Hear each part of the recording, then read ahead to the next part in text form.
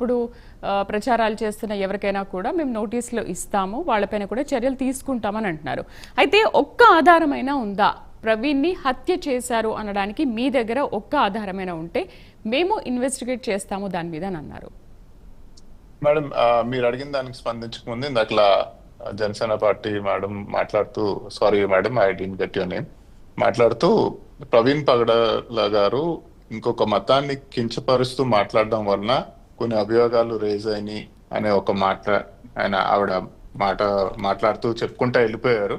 దయచేసి మనం ఒకటి గమనించాలి, ప్రవీణ్ పగడాల గారు ఎప్పుడైనా సరే గ్రంథాల్లో ఉన్నదాన్ని క్లియర్ గా ఎక్స్ప్లెయిన్ చేయడం వరకే చేశారు. ఆయన ఏ మతాన్ని ఆయన సొంతంగా దూషించలేదు. ఒకటి ముస్లిమ్స్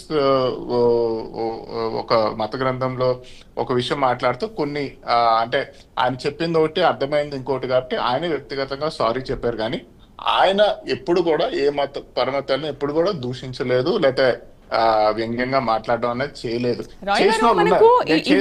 ఇవాళ ఈ రిపోర్ట్ కానీ ఇన్వెస్టిగేషన్ అంతా బయటికి రాకముందు రాయ్ గారు ఏమో అంటే ఇతర దేవుళ్ళని దూషించినందుకే కావాలని ఎవరైనా హత్య చేశారేమో అని కూడా మాట్లాడారు. ఎందుకు పాస్టర్ ప్రవీణ్ హత్య చేయబడ్డారు అనే విషయంలో ఇదొక కారణం అయి ఉండొచ్చని కూడా మాట్లాడారు. మీరు మీడియాలో ఉన్నారు, రెస్పాన్సిబుల్ పొజిషన్ లో ఉన్నారు, మీరు కూడా కథనాలు వచ్చాయి రాయ్ గారు, నేను అనేది అది కాదు, కథనాలు మాత్రమే అలా వచ్చాయి.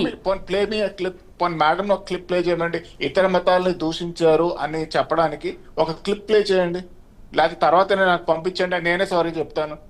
You have to play the role of moderator madam. మీరు ఒక వన్ సైడ్ ఒక ఆర్గ్యుమెంట్ తీసుకొని దాన్నే మీరు అది నిజం అని చెప్పడం అనేది నాకు నచ్చలేదు. నేను నిజమని చెప్పట్లేదు, కథనాలు అలా వచ్చాయి కాబట్టి హత్య జరిగిందేమో అన్న వార్తలే వచ్చాయి. మేము అక్కడ ఏం జరిగిందో అదే ప్రెజెంట్ చేస్తాము, అంతకు తప్పించి ఇదే నిజమని మేము నిరూపించలేం కదా. పోలీసులా పనిచేస్తారు. కొన్ని మర్మాలు ఉంటాయి, కొన్ని గ్రంథాల్లో కొన్ని మర్మాలు ఉంటాయి. అది క్రిస్టియానిటీ అవ్వచ్చు, హిందూయిజం అవ్వచ్చు, లేకపోతే ఇస్లామిక్ రిలీజన్ లో కొన్ని మర్మాలు ఉంటాయి. అదేంటంటే కొన్ని విషయాలు అది మనం బయటికి వెలికి తీసి మాట్లాడినప్పుడు ఆ మతం వారు దాని గురించి వాళ్ళు ఇబ్బంది పడవచ్చు, బాధపడవచ్చు, అంటే దాని గురించి ఎక్స్ప్లెయిన్ చేసినప్పుడు.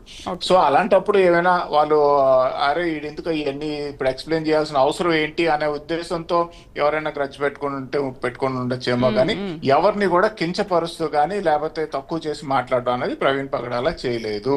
He only explained what is there in the text. Right. So ఇప్పుడు నేను కొంచెం దీనికి క్లారిటీ వచ్చా, మళ్ళీ దీని వరకు అంటే వెళ్ళి వేరేలా వెళ్తుంది. చెప్పండి. నేను ఇందాక క్లియర్ గా చెప్పానండి. ఏం చెప్పాను అంటే ఒక మతం గురించి మనం లేదంటే ఏదైనా ఒక విషయం గురించి మనం గొప్ప అని చెప్పుకోవాలనుకున్నప్పుడు మన గురించి మనం చెప్పుకోవడంతో పాటు ఎదుటి వాళ్ళు ఈ లోపం ఉందని చెప్తారు. అందులో భాగంగా హిందూ మతం గురించి అలాగే రామాయణంలో రాముడి గురించి చెప్పేటప్పుడు ఆయన ఒక రకమైనటువంటి ఎక్స్ప్లెనేషన్ చేశారు. అది చాలా మంది హట్ అయ్యారని మొన్న తెలిసింది నాకు. ఆ విషయం ఆయన మరణించినాక తెలిసింది అంటున్నాను. నేను క్లియర్ గా చెప్పాను ఈ విషయాన్ని. ఆయన తప్పు మాట్లాడాడని కానివ్వండి, లేదంటే ఆయన హిందూత్వవాదులు వ్యతిరేకించి ఏం స్టేట్మెంట్ ఇవ్వాలి, అక్కడ జరిగిన దాన్ని. అలాగే క్రైస్తవ సమాజం కూడా హిందూ ధర్మం మీద ఎందుకు వెళ్ళింది ఈ విషయం మీద అంటే ఈ ఏదైతే వైరల్ అవుతూ ఉందో ఆ సంఘటన, ఆ క్లిప్ ఏదైతే వైరల్ అవుతుందో దాన్ని బేస్ చేసుకొని వీళ్ళు కూడా అలా జరిగి ఉండొచ్చని నమ్మారని నేను అన్నాను క్లియర్.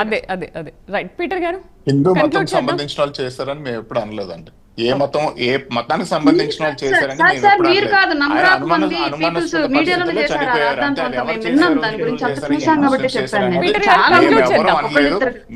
మీరు మాట్లాడాలి, రాఘవేంద్ర గారు మాట్లాడాలి. పీటర్ గారు ఒకసారి. చాలా మంది మాట్లాడారు సార్, హిందూ మతం చేశారని చెప్పేసి చాలా మంది మాట్లాడారు. మీకు కావాలంటే వీడియో క్లిప్స్ కూడా దొరుకుతాయి. ఎవరైనా రెస్పాండ్ అయితే చెప్పండి అమ్మా. ఎవరో దారి పోయే దాని ఎవరైనా పట్టుకొని రెస్పాన్స్ తీసుకోవడం కాదు. పీటర్ పొట్ట గారు మాట్లాడతారు. ఓకే, అరుణ గారు మాట్లాడారమ్మా. అరుణ గారు మాట్లాడినప్పుడు ఒక మాట అన్నారు, హెల్మెట్ నేను 10 నిమిషాలు పెడతాను, పావు గంట పెట్టుకొని షాప్లోకి వెళ్ళి వస్తాను అని చెప్పి అన్నారమ్మా. ఆయన 10 నిమిషాలు పావు గంట కాదమ్మా, మన విజయవాడ రామరపాడు దగ్గర ఇంచుమించుగా 4 గంటలు హెల్మెట్ పెట్టుకునే ఉన్నారమ్మా.